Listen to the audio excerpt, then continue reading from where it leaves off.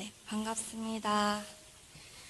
네, 저는 청년이단 양도인입니다. 안암교당에서 청년회 회장을 맡고 있고 네비역스 경영기획팀에서 일하고 있습니다. 오늘 강연 주제는 정전 제2 교육편 제2장 사은 제2절 부모은입니다. 개요로부터 들어가도록 하겠습니다. 사은은 원불교 교리의 신앙과 수행의 두 문 가운데 신앙문에 속하고 우리가 없어서는 살 수 없는 네 가지 큰 은혜로 천지은, 부모은, 동포은, 법률은을 말합니다. 지난 시간에는 부모은 중 부모 피은의 강령, 부모 피은의 조목, 부모 보은의 강령까지 공부했습니다. 이번 시간에는 부모 보은의 조목, 부모 배은, 부모 보은과 배은의 결과에 대해 공부하겠습니다. 네, 다음 페이지 넘어가서 본문 해석인데요. 제가 부모은 앞 시간에 했던 부분을 간단하게 살펴보고 넘어가고자 했는데 시간 관계상 바로 다음 페이지로 넘어가서 본문 해석을 해보도록 하겠습니다. 네, 부모 보은의 조목이고요. 먼저 1조 함께 봉독해 보시겠습니다. 1. 공부의 요도 사막 8조와 인생의 요도 사은 사유를 빠짐없이 밟을 것이요. 네, 단어풀이를 먼저 보면 요도는 요긴할 요, 요긴하고 바른 길, 그래서 모든 사람에게 필요하고 유익한 길을 뜻합니다. 공부의 요도는 공부하는 데 없을 수 없는 가장 중요하고 요긴한 길 또는 방법. 인생의 요도는 사람으로서 의무와 책임을 다하는데 없을 수 없는 가장 중요하고 요긴한 길을 뜻합니다. 표와 법문을 넣어놨는데요. 이것은 참고로 보시고요. 먼저 부모 보은의 가장 첫 번째는 공부의 요도 사막 8조와 인생의 요도 사은 사유를 빠짐없이 밟으라 하셨습니다. 인생의 요도와 공부의 요도는 대종사님께서 밝힌 인류 사회에서 인간으로서 삶의 의미를 실현하고 인격을 완성하는 신앙의 강령과 수행의 방법을 담고 있습니다.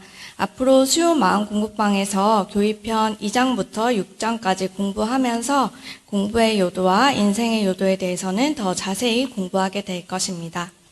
그럼 다음 페이지로 넘어가서요. 어떻게 공부의 요도와 인생의 요도를 실현하는 것이 부모 보은이 되는지 아래 법문을 통해서 알아보겠습니다. 두 개의 법문을 넣어놨는데 첫 번째 법문만 제가 읽어보도록 하겠습니다. 대종경 제6변이품 25장입니다. 한 제자 여쭙기를 부모 보은의 조목에 공부의 요도와 인생의 요도를 유루 없이 밟으라 하셨사오니 그것이 어찌 부모 보은이 되나이까. 대종사 말씀하시기를 공부의 요도를 지내고 나면 부처님의 지견을 얻을 것이요 인생의 요도를 밟고 나면 부처님의 실행을 얻을지니 자녀된 자로서 부처님의 지행을 얻어 부처님의 사업을 이룬다면 그 꽃다운 이름이 너른 세상에 드러나서 자연 부모의 은혜까지 드러나게 될 것이라. 그리 된다면 그 자녀로 말미암아 부모의 영명이 천추의 길이 전하여 만인의 존모할 바 될 것이니 어찌 단촉한 일생의 시복만 드리는 것에 비하겠는가. 그러므로 이는 실로 무량한 보은이 되나니라. 네, 단순히 부모님을 잘 모시는 것을 넘어서 스스로 잘 신앙하고 수행하여 부처님의 지행을 얻어서 잘 살고 세상에 유익을 주는 사람이 된다면 자연히 나를 낳고 키워주시고 지도해주신 부모님의 은혜까지 드러나게 된다는 것입니다. 이것은 무량한 보은이 된다 하셨습니다. 이러한 정신을 받들어서 원불교에서는 법강 학마위 이상 된 분의 부모에게 드리는 희사위 존의를 드리고 있습니다. 소중한 자녀를 희사심으로 이 공도에 내놓아 일하게 한 데에 대한 교단적 예우입니다. 그럼 2조 함께 보시는 분들도 봉독해 보시겠습니다. 2. 부모가 무자력할 경우에는 힘 미치는 대로 심지의 안락과 육체에 봉양을 드릴 것이요. 네, 심지는 성품의 다른 말, 마음의 본바탕, 마음자리 등을 뜻합니다. 부모가 무자력한 경우는 아프시거나 또는 늙으셨거나 경제적으로 힘드시거나 또는 정신적으로 스트레스를 크게 받을 때를 의미합니다. 이럴 때 안락과 봉양을 드려야 하는데 힘 미치는 대로라고 했습니다. 힘 미치는 대로 하라는 말은 자리 이탈을 뜻합니다. 자리 이탈은 남도 이롭게 하면서 자기 자신도 이롭게 한다는 뜻입니다. 원불교에서 힘 미치는 대로 봉양하라는 뜻은 소홀히 봉양하지는 않되 상황에 맞게 자리 이탈로 하라는 뜻입니다.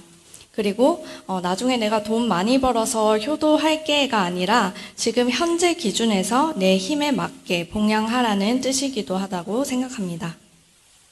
심지에 안락을 드리는 것의 가장 좋은 방법은 연락을 자주 드리는 것이지 않을까 합니다. 부모님께서는 늘 자식이 혹시 아프지는 않나 걱정하시는 것 같습니다. 자주 연락을 드려서 잘 지내고 있다고 소소하게 이야기 드리고 부모님의 안부도 엽죽고 하는 것이 가장 부모님께 마음의 편안함을 드릴 수 있는 것 같습니다. 육체의 봉양도 드려야 하는데요. 돈 버시는 분들은 부모님께 생활비를 약간씩이라도 보내드리고 부모님께 용돈을 타서 쓰시는 분들은 아껴 쓰시면 좋을 것 같습니다. 그러면 3조 봉독해 보겠습니다. 3. 부모가 생존하시거나 열반하신 후나 힘 미치는 대로 무자력한 타인의 부모라도 내 부모와 같이 보호할 것이요. 여기서 열반은 일반적으로 사람의 죽음을 불교적으로 높여 부르는 말로 사용되었습니다. 원불교는 불생불멸과 인과 보응의 이치에 따라 다생의 이치로 보면 타인의 부모라도 내 부모처럼 보호하지 않을 수 없습니다. 그렇다면 타인의 부모를 보호하는 방법은 무엇일까요? 자선사업을 하거나 봉사활동을 하는 등 공익심을 내는 것입니다. 자선사업, 봉사활동을 하는 것이 부모 보훈의 실행도 되는 것입니다. 꼭 내가 직접 요양원 같은 기관을 세워야만 하는 게 아니라 그런 재단에 합력하는 것도 중요한 일입니다. 네, 다음 페이지로 넘어가겠습니다. 4조 봉독해 보겠습니다. 부모가 열반하신 후에는 역사와 영상을 봉안하여 길이 기념할 것이니라.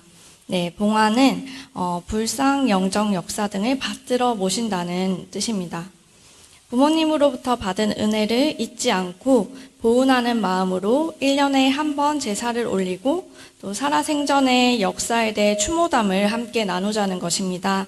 더 나아가서는 공도사업의 열반인의 이름으로 헌공금을 내서 부모님의 미래의 복과 인연을 쌓아드리는 동시에 사회의 발전을 도울 수 있습니다. 네, 다음 페이지로 넘어가서요. 부모 보훈을 어떻게 해야 되는지 조목을 통해서 제대로 알게 됐으니 부모 보훈의 조목을 실행해서 참다운 큰 효를 하도록 노력해야겠습니다.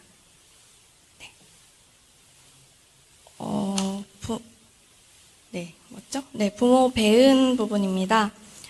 부모에 대한 피은, 보은, 배은을 알지 못하는 것과 설사 안다 할지라도 보훈의 실행이 없는 것이니라. 네, 배은은 은혜를 감사할 줄 모르고 보훈하지 않는 거죠. 몰라서 보훈하지 못하거나 또는 알아도 습관이나 업력에 끌려서 보훈을 실천하지 못하면 배은이 됩니다. 네, 다음 장으로 넘어가도록 하겠습니다. 세 번째, 부모 보훈의 결과에 대해서 살펴보도록 하겠습니다. 함께 읽어보겠습니다. 우리가 부모 보훈을 한다면 나는 내 부모에게 보훈을 하였건만은 세상은 자연히 나를 위하고 귀히 알 것이며 사람의 자손은 선악간에 그 부모의 행하는 것을 본받아 행하는 것이 피할 수 없는 이치인지라 나의 자손도 마땅히 나의 보훈하는 도를 본받아 나에게 효성할 것은 물론이요 또는 무자력한 사람들을 보호한 결과 세세생생 거래간에 혹 나의 무자력한 때가 있다 할지라도 항상 중인의 도움을 받을 것이니라. 네, 부모 보훈의 결과는 크게 세 가지로 나눠서 이야기할 수 있습니다. 첫째, 부모 보훈의 조목을 따라 내가 공부의 요도와 인생의 요도를 밟아서 훌륭한 인품으로 세상에 좋은 영향력을 끼치는 사람이 된다면 자연히 세상이 나를 귀하게 알 것입니다. 둘째, 배운 대로 실천하게 되는 것이므로 내가 내 부모님의 살아생전에 잘 효도하고 부모님 열반 후에는 보본을 잘 하면 이것을 내 자녀가 배워서 내 자녀도 자연히 나에게 보훈을 실천하게 될 것입니다.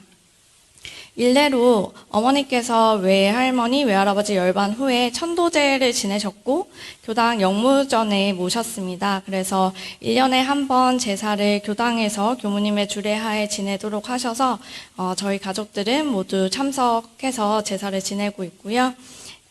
대제 때도 교당에서 분향하고 추모를 하고 있습니다. 저는 이렇게 부모님 열반 후에는 이렇게 해야 된다고 직접 체험하며 배웠기 때문에 부모님이 돌아가신 이후에 당연히 이렇게 할 것입니다. 셋째, 다생의 이치에 따라 봉사나 기부금 등을 통해 무자력한 사람들을 보호하는 데 합력했다면 인과의 이치에 따라 내가 혹시 무자력했을 때에 도움을 받는 이치가 있다고 합니다. 네 번째, 부모 배은의 결과 읽어보겠습니다. 우리가 만일 부모에게 배은을 한다면 나는 내 부모에게 배은을 하였건만은 세상은 자연히 나를 미워하고 배척할 것이요. 당장 제가 낳은 제 자손도 그것을 본받아 직접 앙하를 끼칠 것은 물론이며 또는 세세생생 거래간에 혹 나의 무자력한 때가 있다 할지라도 항상 중인의 버림을 받을 것이니라. 네, 부모 보훈의 결과와 반대입니다. 저는 고려장 설화가 항상 생각이 났었는데요. 내가 배은한 행동은 모두 인과에 따라 나에게 그대로 돌아오게 됩니다. 네, 다음으로 넘어가서 마지막으로 강연을 마치며 저의 감상입니다. 사실 부모운 주제가 부담스러워서 강연 순서를 바꿔달라고 할까 진지하게 고민을 했습니다. 그 이유는 내가 부모 보훈을 잘 실천하지 못하고 있다는 죄책감과 부끄러움 때문이었습니다. 하지만 내가 못하는 것일수록 이번 강연 연말을 통해 제대로 알고 보훈을 실천할 수 있는 계기로 삼자고 생각을 바꿔서 연마해보게 됐습니다. 내가 직장에서 잘 생활하고 교당에서 열심히 하고 주변 인연에게 잘 하도록 노력하는 것도 중요하지만 정작 부모님에게 못하면 제대로 마음 공부하는 사람이 아니라는 반성이 들었습니다. 부모님께서 늘 서운하게 생각하시는 전화 자주 안 하는 것, 이번 강연을 계기로 챙겨서 연락 자주 하는 것을 실천해 보도록 하겠습니다. 12월부터 유무념으로 추가했습니다. 네, 스승님께도 조금 더 연락을 자주 드릴 수 있도록 노력하겠습니다. 무자력한 타인의 부모를 봉양하는 것은 사실 지금 당장의 일이 아니라고 생각을 했는데 내 힘이 되는 대로 자리 이타로 하라고 하셨으니 이 부분도 연마해 보려고 합니다. 무엇보다도 신앙과 수행을 꾸준히 해서 더욱 진급하고 보은하고 행복한 제가 될 수 있도록 하겠습니다. 강연 경청해 주셔서 감사합니다.